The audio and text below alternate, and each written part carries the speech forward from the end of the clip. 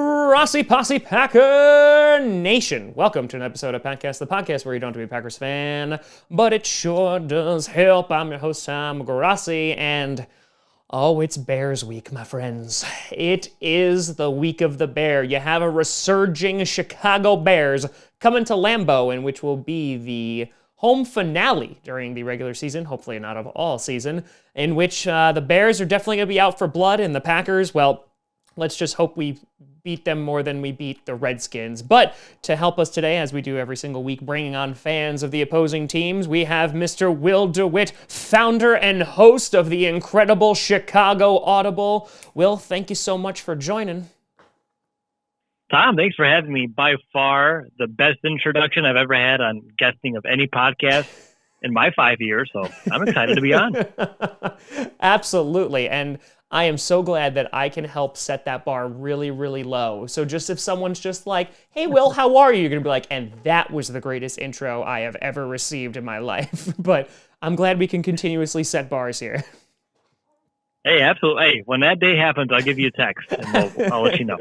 Absolutely. No, thank you so much for coming on. Really appreciate it. And so I'm excited to have you on because, this is one of those things that, this season, I don't think has gone the way anybody predicted in the NFC North, in that I will be very honest, in that when I started looking at the predictions for this season before it even began, talking about like training camp, I had the Bears going about 12-4, I think 13-3, and them winning the division. And I was like, okay, there's not going to be that much of a regression. This is going to be totally and completely fine. And like, that thought was still like permeating for a while, and then obviously things went different ways, and we are where we are now in week 15. And so I'm kind of curious to start off as a starting point. Okay, so last season you have this amazing, incredible, wonderful run that is prematurely ended, and you come into this year with a lot of hope, a lot of enthusiasm, and a lot of potential. So kind of just like walk me through where are like the significant differences? Obviously, Fangio is out. You had the injury of Akeem Hicks. Like there's a lot of factors. But why does this Chicago Bears team look so different from just a year previous? Sure. I mean, I'm glad we're getting in December. Now I can start to formulate my thoughts and ideas, because when other people were asking me this question in October, I had no idea. Like you said, heading into this season, a lot of expectations. I have a tweet where I put a bunch of different predictions out for this season. I had it pinned. I had to take it down first week of November. Everyone's responding with, the @Cold Takes Exposed, and I was getting a little embarrassed by it. But all things considered, when I'm looking at this Bears defense and this Bears team in general, I do think Akeem Hicks, that loss here in week 5 with the Oakland Raiders, that's really where that tough stretch kind of came from. Ever since his absence, we had a hard time finding our groove on defense. Teams were able to focus more on Khalil Mack, kind of neutralize that Bears pass rush, which last season, with all the success we had on defense, the engine that made that car go was the pass rush. And without it, teams were able to, find ways to move the ball, especially on the ground, which were things I didn't think was going to be happening all too often this season. But really, when you're looking at what's wrong with this team, it's the regression of not really the defense, but more of the offense. Everyone was expecting, last year wasn't a world-beating season for the Bears offensively. They didn't put up, the most points. They were just outside the top 10 in a lot of major categories, and expectations were, let's jump into the top 10. Some people, and I'm not going to say my name, but I was included, thought, hey, maybe a top 5 offense is possible. Sure. Not really the case. A lot of backward steps. I know Mitch, not just, hurting his shoulder, which I know took some time for him to kind of work through, dislocating his shoulder. I've done it 6 times in my lifetime. Oof. I know just how horrendous that injury can be, how it can make your body, you don't trust it. You don't trust the shoulder. You play a little scared, would be the way I'll put it. But the offense not finding a way to get it done, to find a way to sustain drives, all the 3 and outs, the offensive line suffering some injuries as well. We tried a position switch in training camp. Everyone thought it was going to be a non-factor. Ends up being a big deal, and we flip-flopped Cody Whitehair, our center, and now left guard James Daniels back to those positions. And now we're starting to be able to run the football. So the lack of a run game, Mitch having to do maybe a little bit too much, some key injuries, and just overall a lot of things that still kind of confuse me. But when you're looking at this Bears offense and there's games where they're not scoring more than 17 points, I see a bunch, looking back at this year where we're at 16 or less, that's a problem. When this defense is holding teams under 20 and we're still losing games, that's a problem. So for me, when I'm looking at it, you can look at both sides of the ball depending on the week, but really the big ticket item has to be the regression from the Bears offense. Really rough October. Mitch getting injured, like I mentioned. And I think we're starting to find, like you said, resurgence of the Bears over the last 3 weeks, but it was the Giants, the Lions, the Cowboys was a nice surprise. But yeah, we're starting to get our footing a little bit, but it may be, too little too late. Yeah. And it's funny because like I released a video earlier this season, kind of like, because it did not take long for Bears faithful, because there's a heavy Bears influence that just happens to be a part of my audience. And I think many of them are there just to see me cry from last season. And we're just like, I guess we'll stick around and see if the pale man cries again. But I feel like I released this video about Mitch Trubisky and how all the problems on offense were not all on him. And while obviously Trubisky struggled at times, and sometimes it was ugly. It was really, really ugly. But, as you pointed out some things of like the lack of running game. You get a guy like David Montgomery, who even in the preseason, I was like, oh no, this is going to be problematic, right? And with Tariq Cohen, you guys obviously let Jordan Howard go, but I was like, okay, so, Cohen will be involved in the pass game and obviously always this like return specialist. I'm like, okay, so you have like a little bit of a dual threat going on there. And what I saw instead was like Mitch Trubisky throwing the ball over 40 times, and and David Montgomery barely getting any touches. And I'm looking at this and I'm like, I don't understand. Like, obviously, you and I are coming from a perspective of we are fans, right? So we're sitting on this side of it, and it's very easy to play, chair, couch or GM or what have you. But at the same time, you're like, you have these pieces of the offense, and Mitch Trubisky, to me, as someone who has just seen him obviously as an NFC North rival, I never thought Trubisky was going to be like this elite Aaron Rodgers-like quarterback, but I also thought that you didn't need him to be that. Obviously, the trade capital that you gave up for him, the draft capital you gave up for him was pretty significant, but you were just like what you were saying with that defense. If that pass rush was good and you were holding teams to, under 14 points, the offense just needs to just be adequate enough for you to win games. And there was just like that flip this year where you could look at play calling with Matt Nagy, because a lot of people jumped on that ship of hating that too. And I think it was just like this perfect storm of there was so many different things going wrong within the team that it all just culminated in one really bad October. It was a very, very bad October. I try to forget that month existed this year. Yeah, and I think is it so? Obviously now that, and I'm not willing to say you've righted the ship, because you brought this up too, and I'm glad you did. The idea is it's the Lions, which that game was significantly closer than I thought it should have been, considering you have Blau playing in as QB, who's looked adequate. He's fine, but that shouldn't have been it. Your secondary shouldn't be getting burned by the Lions, right? And you look at that, and then you obviously have the Giants, which and anybody at this point, and then the Cowboys, like you said, yeah, that was a nice little surprise, and I think that woke some people up to being like, oh, Trubisky had a phenomenal Thursday night, had a really, really good game. And so now you have the Bears coming in with a bunch more confidence. But do you think that there are lingering issues that are going to have to get addressed? And if so, where do you see the biggest holes on the team right now? Yeah. Right now, if you're looking at this team, offensive line, to me, has to be a big one. We knew coming in last season, I think they exceeded all of our expectations. So, of course, you set the bar a little bit higher. And like I said, we experimented with that position switch between James Daniels and Cody Whitehair, because James Daniels played center in college, Cody Whitehair played guard. But in the pros, we had him flip-flop. So okay, if we put him back in their natural position, that'd be great, and things should be smooth. Now, it turned out playing center in the NFL may have been a little bit too much for James Daniels to kind of absorb in one off season. And I really think that he really didn't help this team kind of get the ground running. No pun intended there, but it really was put that Bears in a compromising spot. Our tackles, Charles Leno Jr., he's regressed, at least in the early part of the year. He's playing really poor football. And every year we talk about him as being one of those most underrated tackles in the game, where he can be like a just outside the top 10 tackle, but no one talks about him. And then this year he's been playing more in the bottom of the half. So when I'm looking at this offense, I see offensive line being one of the bigger holes on this team. Defensively, we need more edge rushers. We really do. Leonard Floyd's not living up to first-round expectations. We just need more people up front that can handle and live with one-on-one, succeed in those one-on-one matchups, and potentially, like Nakeem Hicks, who hopefully comes back this week. We haven't really heard too much because he's still technically on IR.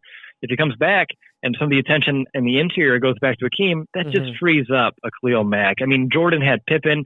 Mack needs someone else. He can't be triple teamed, double teamed every play and asked to, do what he's done a handful of times now. So I really think up front on both sides of the ball is going to be where the Bears need to kind of retool. Potentially, if you're looking at wide receiver, I love some of the depth here that we have in a Riley Ridley, a Javon Wims.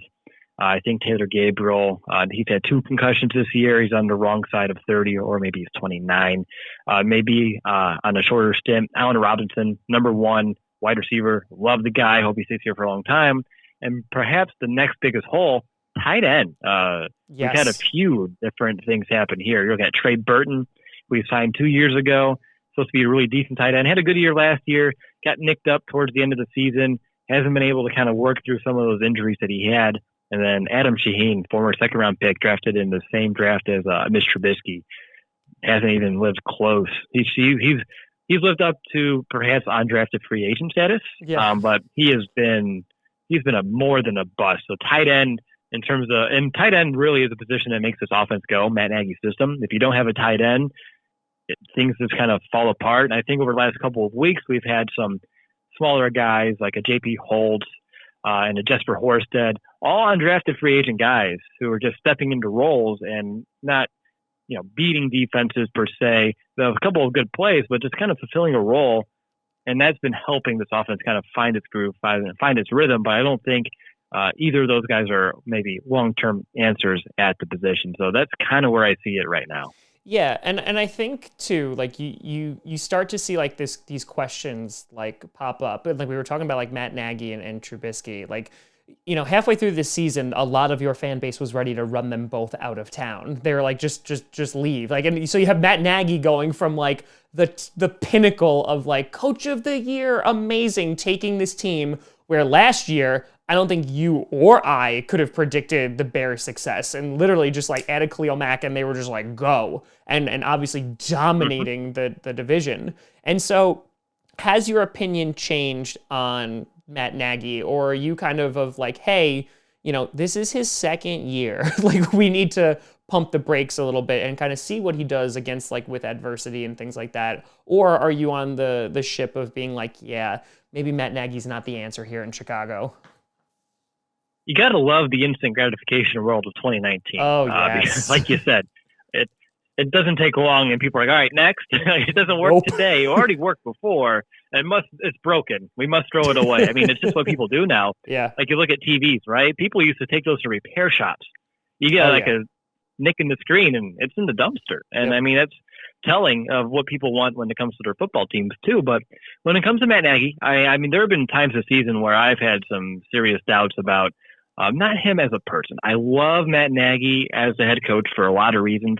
He's really good at building an awesome atmosphere in that locker room. He's a great leader of men. He really pumps up his guys.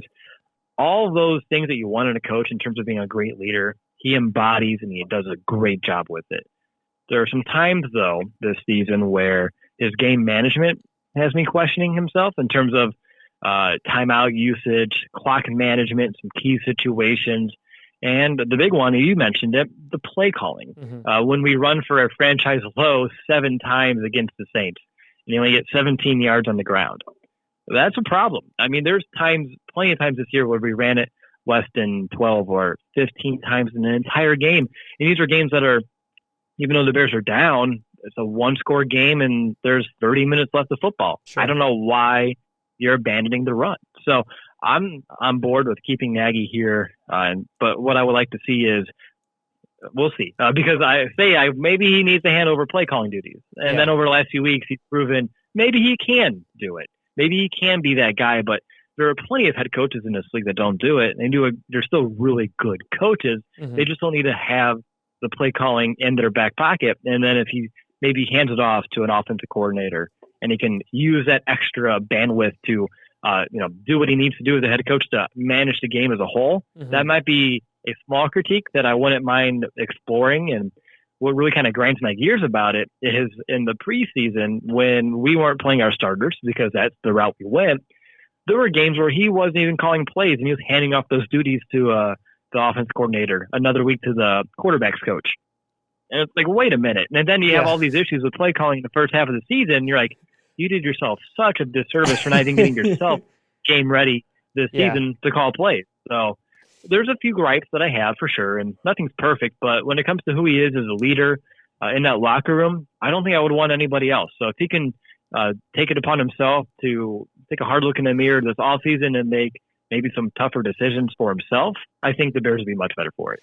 Yeah, and I feel like he has been, obviously, the target's been like put on him. I think it was just because it was such a drastic swing, right? And you have like a lot of NFL fans, whether it's the instant gratification, one of the things that they always crave for, and I have yet to see it, is consistency from week to week to week to week to week.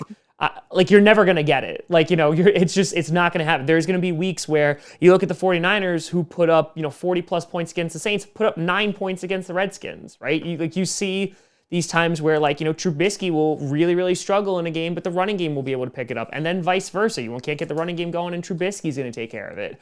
And, and you look at this, and specifically at Trubisky, and I will say that your fan base has gotten a ton of criticism this year because they keep on throwing, you could have had Deshaun Watson, you could have had all these quarterbacks instead of Mitch Trubisky. And I feel like that's just like throwing like a ton of gasoline on the fire. And you had people within your own fan base saying like, listen, he's a bum, get him out of there. And what I was saying is, like, again, you could take Mitch Trubisky out tomorrow. That's not going to solve the problems that you have on offense. And so instead, you're just going to throw somebody else in there and hope that it works, and it's most likely giving up on the season. So I'm curious of where your thoughts are, because obviously there were a ton of expectations for Mitch Trubisky considering what you did to get him. And he's had those expectations on him basically since he first started. And since he's not being that amazing, elite QB, kind of where's your head at? Do you think that Mitch Trubisky is your franchise quarterback? And then that means, you keep him, you roll with him, even if the expectation is he's never going to be, quote unquote, incredible. Do you have any other additional questions you want to add on to that?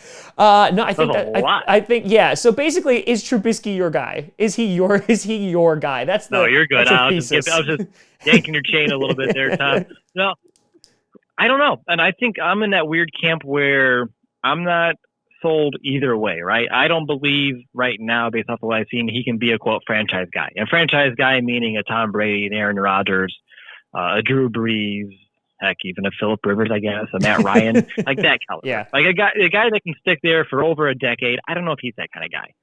But when you're looking around and you had the gasoline and you threw it at the Deshaun Watsons and Patrick Mahomes, yeah, it stings a little bit, but also they're not perfect. They're not having their best football their last month right now. I think over the last 3 weeks, technically Trubisky has better stats, which who cares? Really, at the end of the day, it's wins and losses. But when it comes to Mitch, there's been times this season where I was ready to kind of throw in the towel. I mean, you're looking at the Philadelphia Eagles game when he completed only like 47% of his passes, and it wasn't really pretty overall. You're looking at other games where, he's not managing to, move the ball at all. I think it took him all the way to week 11 to have his first 300-yard game of the season, and that doesn't matter. Quarterbacks over 300 yards every week, and he ended up losing that ball game. It's not really a matter of yards, but effectiveness. And what it seemed like early on this season for Mitch was, we talked about in Chicago that we're moving our offense into 202 territory, meaning the first year under Matt Nagy was an introductory kind of course to take over this offense. And all the talk this offseason was how Mitch was just excelling and exceeding all expectations in this 202 offense. So the Bears PR staff did a horrendous job for setting us up for the season. I think that's a big reason why people are so upset. I know that's why I was upset, because you're hearing all the positive talk, and every team's going to pad it up a little bit. But if I hear my quarterback, who took tremendous strides under Matt Nagy, is now mastering the next level of this offense, I mean, where does your mind go, right? I mean, you're taking leaps and bounds. You're destroying and shredding defenses like no other. I mean, if it makes you feel any better, like, we thought that Brett Hundley was going to be good. So, you know, like, we get it. Like, we get it. And, like, McCarthy was like, oh, this guy's so amazing. He's so ready. And then, you know, that happened. So I completely understand where you're coming from. Right. It took him 3 weeks to get his first touchdown. It took him another 2 weeks to get into the end zone yet again. There was another 3 week stretch without any, scores up. And we talked about it already. The offense isn't perfect by any means, and it's not just Mitch. But when you're seeing that, and then in the same token, you're seeing a guy like a Watson and a Mahomes light up defenses, that's tough. But for me, I'm fine with Mitch coming back next season. I think that you do need to find some sort of, quote, competition, whether it be a veteran, which even then, I don't know who I would bring in at this point that I would be excited about, especially given the salary cap. And I don't know how much they want to pay an additional quarterback when we have other holes elsewhere. Maybe in the draft as well, just to see what you have. But when it comes to Mitch, I think he'll be the guy again next season. I really do think that he's proving over the last few weeks that he can figure things out. I think what it was, and we talked about in our podcast a lot, was, is it more on Mitch with some of these struggles, or does it go back to Matt Nagy a little bit for not molding his offense to what Mitch is good at, instead trying to force Mitch to kind of run his offense as is? And I think they found that may just be the problem, because I've seen a lot of adjustments with this offense over the last month. And I think that's why you're starting to see the Bears pick it up. And we already mentioned the level of opponent has been great, but winning in the NFL is hard each and every week. And they're making the adjustments. And I think they took some time, had a honest talk with one another, and they said, okay, if we need to best move forward, what can we do? How can I best help you? And I think they're finding some good rhythm right now, and we'll see where it takes us next season. But yeah, it was tough at times this year. I was ready to kind of throw in the towel, but I think I'll hold on to it a little bit longer to see. Do I think he's a franchise guy like some of the tops? Probably not. Not many are, and that's why they're as special as they are. But we'll see what he has. I think he's a guy that can take this team far into the playoffs. Maybe, I mean, we went through the Super Bowl with Rex Grossman. I think, and that was a different NFL almost 14 years ago. But I think Mitch, with a defense like Chicago should have year in and year out, with Matt Nagy calling the plays, or maybe not even calling the plays, but being there as that offensive guru that he is, there's potential. There really is. It's just a matter of living up to it. And I think there's been the perfect storm that you mentioned already. But I'll be patient. I don't need the instant gratification, but we're getting close.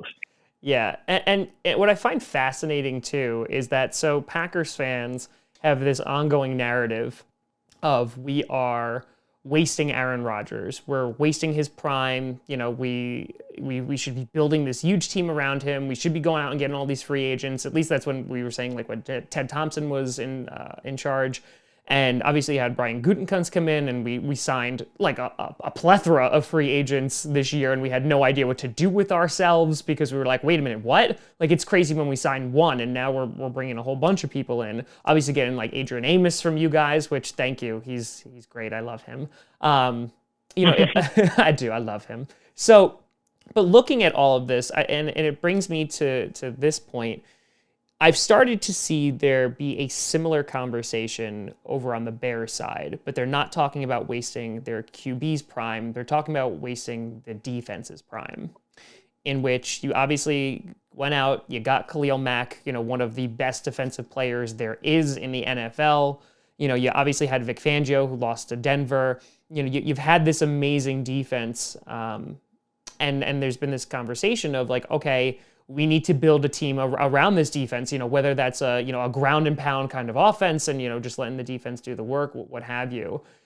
Do you give kind of like any credit to that logic of like, hey, like we need to go out and we need to spend even more in free agency, even though we just did with Khalil Mack, in order to really capitalize on that defense because, that limited window that is there before, like the cap train comes or, players wind up leaving or what have you. So do you think that there is like a window, and during that window, is it the team's job, not for necessarily longevity, but to just like that win now kind of mentality while you have the pieces there?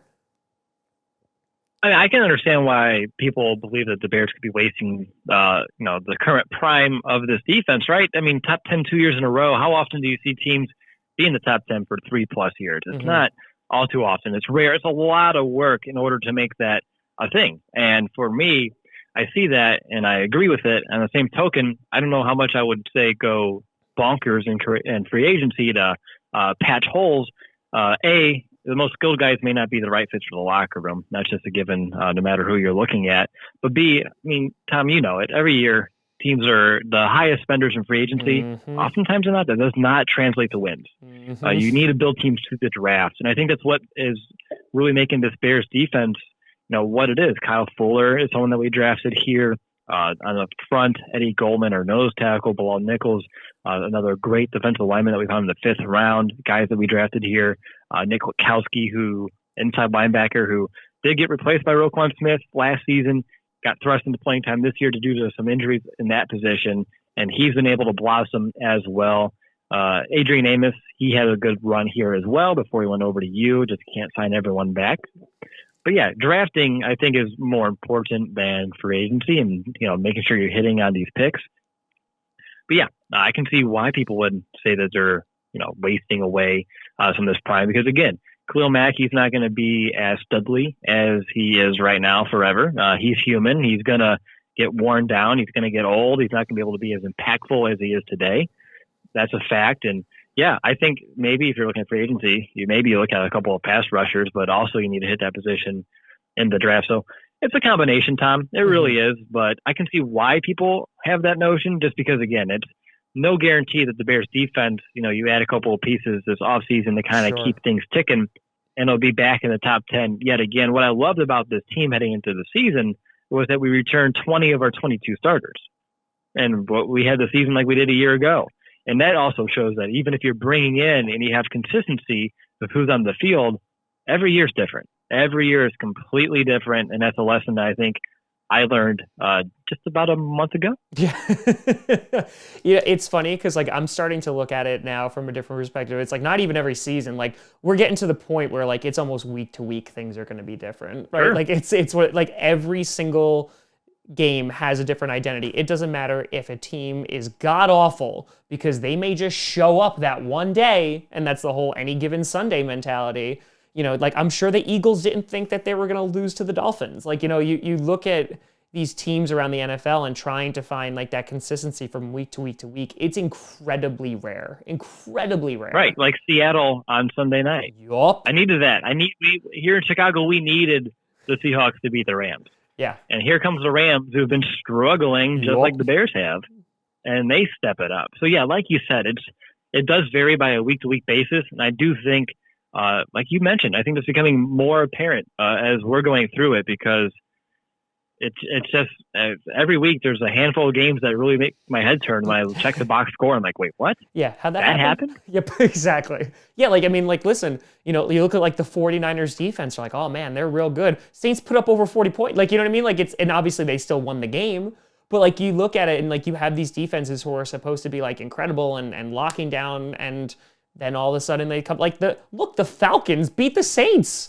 And it wasn't close. You know what I mean? It definitely is this week to week kind of thing. Because like you said, while every season is different, it's gotten to the point where every single matchup is going to be different. That's what I told Packers fans. People are pissed off we didn't beat the pants off the Redskins. And I'm like, listen, as you said earlier, and trust me, you can't see me in studio, but I threw my arms up. I was like, yes, it's difficult to win in the NFL. It is difficult to do. And while, Tom Brady and Bill Belichick make it look really easy to win Super Bowls, it's not. It's really, really not.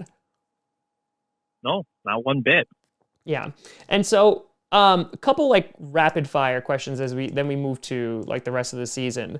I spoke to a Raiders fan earlier this year when we were about to play, and I brought up this question about the Khalil Mack trade and, you know, who won the Khalil Mack trade. And listen, as I think we need to be patient with draft picks, I think you also need to be patient with, you know, free agents as well, because it takes a few years to be like, yes, this paid off, this was a good investment, because you could have someone who's amazing their first year and then drops off a cliff the year prior. It's about to see, you know, how they are from year to year. And so when I was talking to the Raiders fan, I was asking, like, you know, why do you think that you won the trade? And they said, well, you know, Khalil Mack was going to cost a ton of money. Obviously, a once-in-a-generational player. You know, he made that defense significantly better. Without him, we struggled. But when we didn't have him on the team, we didn't have to pay him all that money, we were able to fill all the other holes that we had, because there were so many. And while Khalil Mack, you know, kind of masked a bunch of those holes by being as good as he is, it was almost doing us a disservice, because we were like, okay, well, look, you know, we're still a top 15 defense, even though the majority of that is falling on this one player. And now, whether it works out or not, because the Raiders have kind of fallen off too, you know, we've been able to address many different positions throughout the draft. And so I'm going to aim the same question at you of, do you think that the Khalil Mack trade overall, you know, not having first round picks, has been more beneficial to you, or has it potentially hurt, you know, kind of the structure of the team? And what I mean by that is, like, you know, with the cap and potentially masking some other holes. I mean, when you say, I was like, at first, like, yeah, well, I'm going to say we won this trade, no big deal. And then you mentioned the first round picks again. I'm like, oh, damn, that's right. We have another year without a first round pick. Yeah. And last year, we didn't have a pick until the third round, which that was a long draft to wait around. We got David Montgomery. I was going to say, got Montgomery. But we could have had, I mean, one of the first round tight ends that went both into the division would have been nice. Yeah. Would have liked one of that. So that would have been good. So you got me kind of on my heels a little bit. I want to take back the trade. Just because even though there are some holes in this defense or up front, and maybe those could have been addressed in the draft and this team in general, Khalil Mack last season, I think he proved why they made that trade. They were in that win now mentality, and I think they knew how close they were, and it kind of just took it over the cusp. And this season, his numbers have gone down. So from an outsider's perspective, it can seem like maybe Khalil Mack's not as great as we thought. I think that is a testament to the other guys on this defense last season, how they stepped up into roles. And this year, that hasn't really been the case up front. We don't have another pass rusher outside of a Khalil Mack. Leonard Floyd, like I said, not living up to expectations. Outside of him, it's some bottom tier talent. And then in the middle of this defense, they're just not getting the job done. And that was with Akeem Hicks out. Hopefully he comes back this week and it changes. But when Khalil Mack, even when he's not putting up sacks, the strip sacks, those big plays that you see in the highlight reel, he's impacting each and every play. There are three guys around him, opens up other players. They're running away from him. So even teams that I know their strength is running to the right end, like the Dallas Cowboys a week ago, they rarely tried it. So they had to find other ways to beat that defense, and it didn't really work. So even though I would say Khalil Mack's numbers hasn't been as great as I was hoping for this season, I mean, I was expecting a 15 or so sack year, and then other instances happened, I'm okay with it. And I think that if the Bears can retool just a little bit to help him out, to get him more Pippins, to be the assist guy, that'll go a very, very long way. And I think this is the last year we don't have a first-round pick, so next year will be okay. So 2020, all right. Well, 2021. Yeah. We have the Raiders' second-round pick in that trade, which helps because that's going to be a moderately high second-round pick. So I'm okay with it. I'm not sitting here gushing over it. There are, of course, there's pros and cons each way you slice it up there, Tom. But overall, I'm okay with it still. I mean, I love the guy, and I love what he brings to this defense. And, I mean, he's a Hall of Fame type of talent, so it's kind of hard to deny that on your team. Yeah, because, like, listen, I'll be very honest with you. When you guys got Khalil Mack, like, there's a part of me that I was like, okay, oh, crap. And then there's another part of me, because, like, when those stories started coming out that the Raiders traded with you guys because they thought that they would get a lower draft pick, I was like, okay, that makes me even more angry. But, you know, I think if we had gotten Khalil Mack, we don't get Zadarius Smith, we don't get Preston Smith. Hell, maybe we don't even have enough capital to get guys like Amos or Billy Turner or what have you. And so, Right. like, you know, you look at what you have, and obviously you can't go back and change things and what have you. But, you know, it's interesting to see because it's two very different mentalities. It's like the Dolphins right now, right? Like, they get rid of Minkah Fitzpatrick, who's doing wonders for the Steelers. And good God, I feel like they gave up on him way, way, way too early. But, you know, they're essentially like just sitting there with hordes and hordes of first round picks this year. And, you know, we'll see how it works out because, you know, if you have if you're a couple pieces away from being very successful, then you know what? Then you can give up, you know, 2 first round picks. And as the Bears proved last year, they were a few guys away, or maybe one really, really good player away to one guy away. Yeah, to making a run for it. And, you know, honestly, if the Eagles game doesn't end the way that it ends, you know, who knows if we're having a very different conversation of, you know, the Bears going all the way. God, sorry, I vomited a tiny bit in my mouth, but like them obviously, you know, potentially hoisting the trophy or going much further than the wild card round.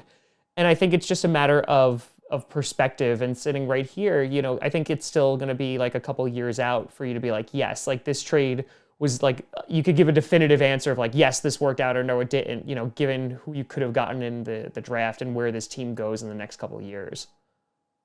Yeah, we should bookmark this, and in 2021, 2022, get me back on and we can definitely decide. And I'll be like, well, remember those years ago when...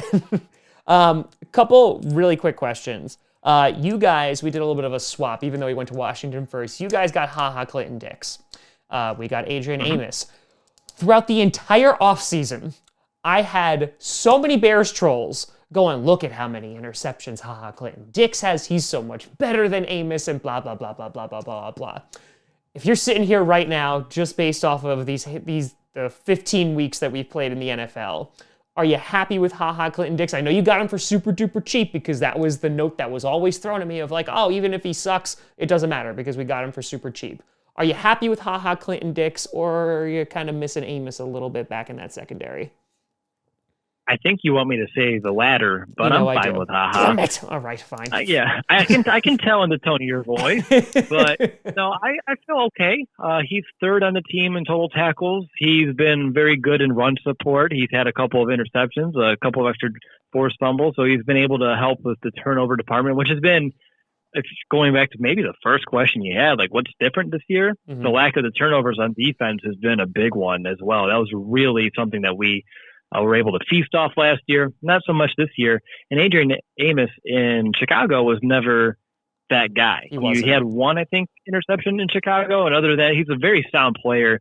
He's always in his assignment. He's always going to be around the ball, and he's consistent. I think he's missed maybe 4 snaps for you, and that's something that I've seen in years past. He's always on the field. He's always out there.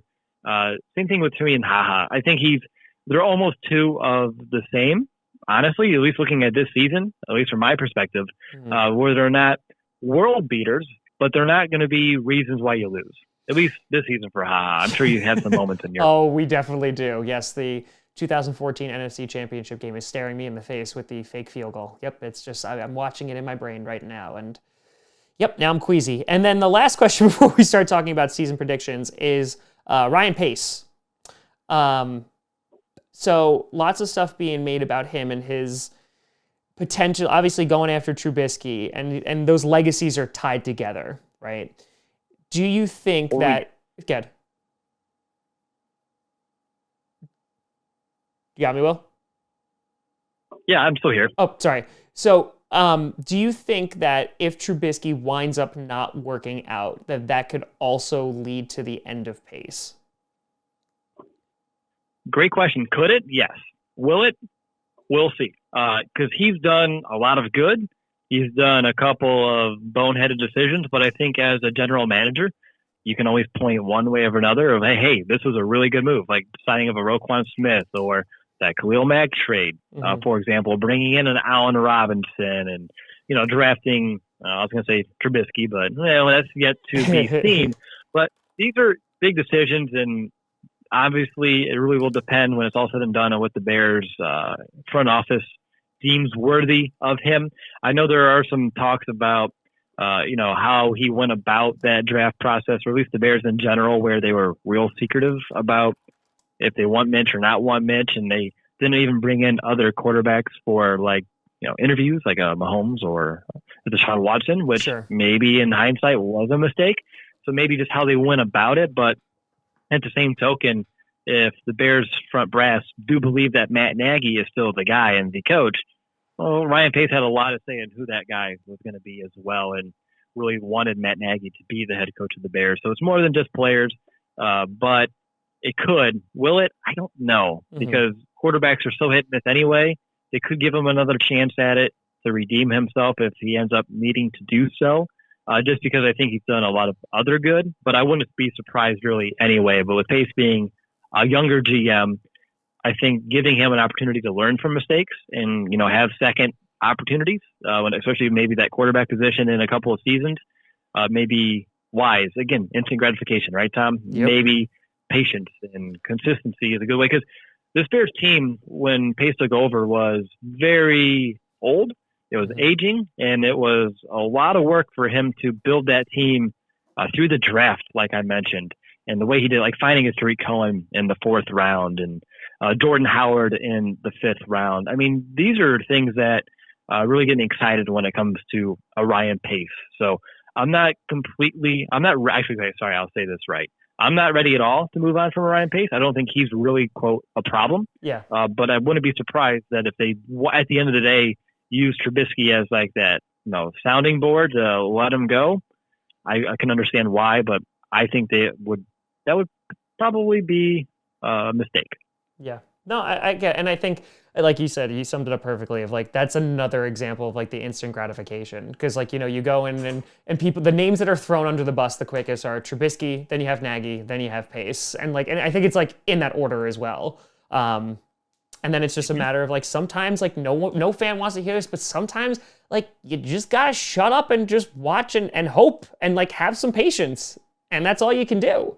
Right? Because like, again, there's no guarantee that you look at the first year head coaches this year, the vast majority of them are abysmal. Their records are terrible. They almost all have losing records. And this is not to pat myself on the back, but Matt LaFleur is like the one exception this season because the other ones are struggling. Just because you have personnel change doesn't mean like, oh man, all my problems are miraculously fixed.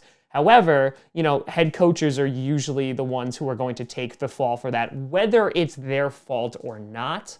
But, it's never going to potentially change your entire team's culture or your losing ways just because you get rid of the guy who's leading the team. Exactly. So, getting to this season, and we'll take a little more of a micro look at it momentarily. So, you guys are obviously still, while it's a little bit of a long shot, you still have potential at not only the division, there's a little bit more of a long shot, but you do have the potential to get a wild card spot. However, you don't have the easiest of schedules remaining, right? So you have the Packers, you have the Chiefs, and you have the Vikings. So skip the Packers for right this second. Just looking overall at the 3 games you have left, how confident are you that you're like, okay, this team could potentially make a run and sneak in as a wild card?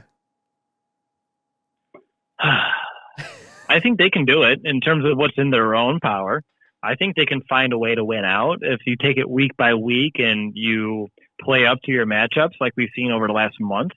I just don't know if other circumstances are going to fall, right? Like the Rams winning on Sunday night. They need to lose 2 games over their last 4.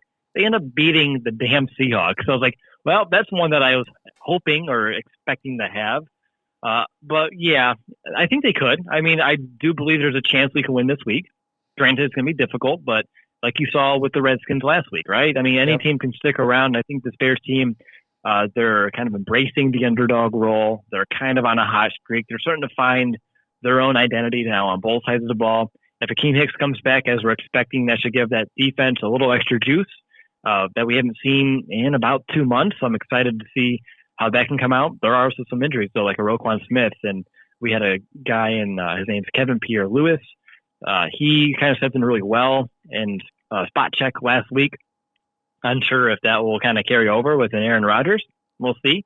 It's a little different going up against Dak Prescott than an Aaron Rodgers, but chance of going win this week, given. Is it going to be difficult? Hell yeah. Is it going to be likely to win? Probably not, but they could.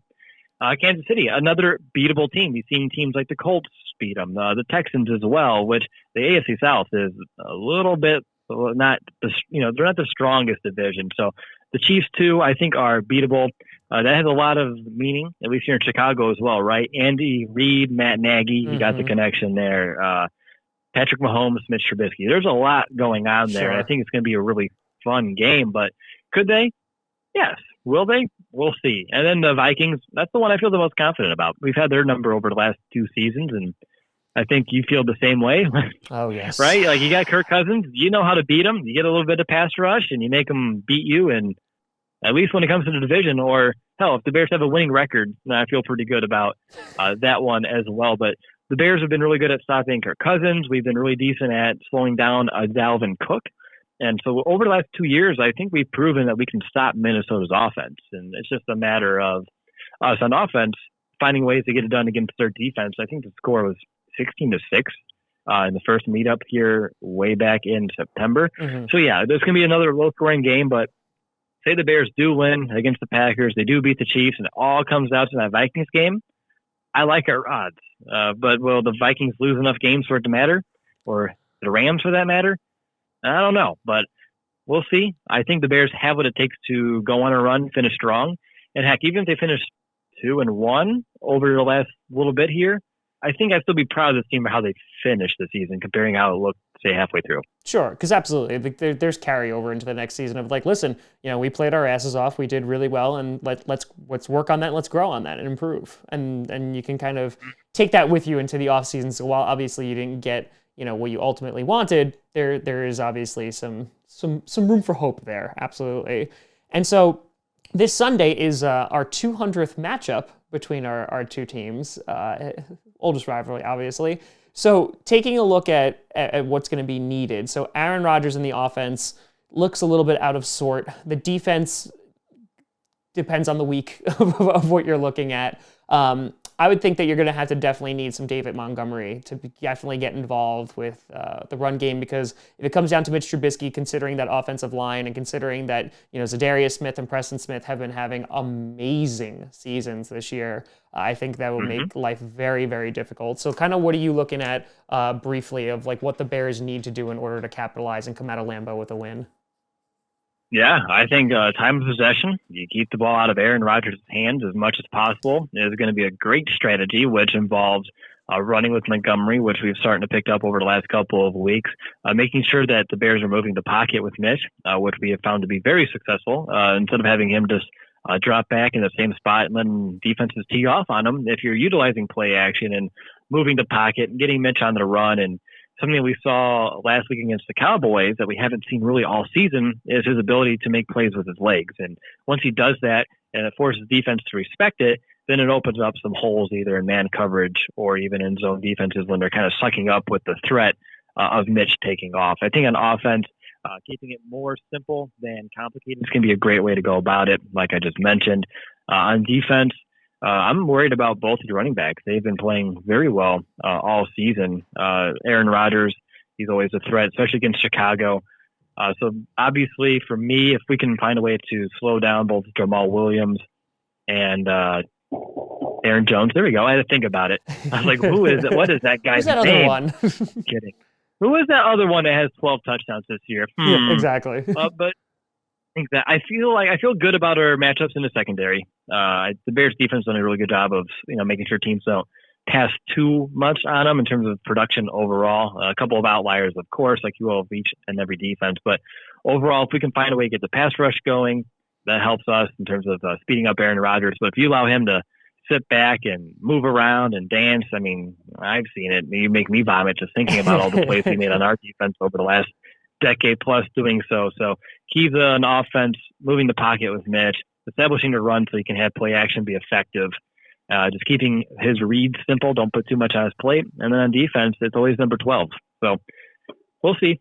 I'm not 100% confident, but I do like our chances if we get Akeem Hicks back and we get a little bit of extra pep in our step on the defensive side of the ball. Yeah, I think it's ultimately going to be a pretty close game. Because like I said, the Packers offense has not been living up to its potential because I think it's still trying to find out what the heck they are. And like you said, Akeem Hicks being back would absolutely be huge for your team because that just makes our offensive line's life just a bit more miserable, having to deal with him and, of course, Akeem Hicks. So that's definitely going to be a major, major factor. But, Will, it has been absolutely phenomenal talking to you. I do wish you luck on the rest of the season, just obviously not on Sunday. But listen, you could beat the Vikings all day, every day, and I will always thank you for it because of you, we have an opportunity that we just have to win our next 2 out of 3, and we win the division because you beat the Vikings. So I want to thank you for that because that has been a great gift, and I hope it just continues on giving for the rest of the season. Well, Merry Christmas. Absolutely. Came early for you. Absolutely. So, Will, tell the people where they can find you. Where can they find the Chicago Audible? Tell them where they can find all the stuff and the things. Yeah, absolutely. For me, you don't need to find me. You can just find at Chicago Audible on Twitter. If you want to find us on Facebook, just look up Chicago Audible and you'll find our page. You can find us on YouTube. That's where we do our live shows. And then if you're trying to find our podcast, literally just Google Chicago Audible, or if you have a specific podcast player or app on your phone or device, type in Chicago Audible and we'll surely be on it. I think we're pretty much everywhere and anywhere podcasts are. So pretty simple. Awesome. Well, thank you so much, Will. Really, really appreciate it. It was wonderful talking to you. A wonderful talk with Will. Go check out the Chicago Audible. They have a great show over there. And should be an interesting game for our 200th matchup this coming Sunday. But let me know what you think down in the comments below. You can always send me at TomGrossiComedy.com or at TomGrossiComedy on all social media. See down below. Check out podcasts on SoundCloud, iTunes, Google Play Music, Spotify, and of course YouTube. And a big shout out and thank you to all the Patreon members over at patreon.com/TomGrossiComedy. We'll see you on Sunday for the 1 o'clock stream. But thank you so much for watching. I'm Tom Grossi. And as always, go Pack Go.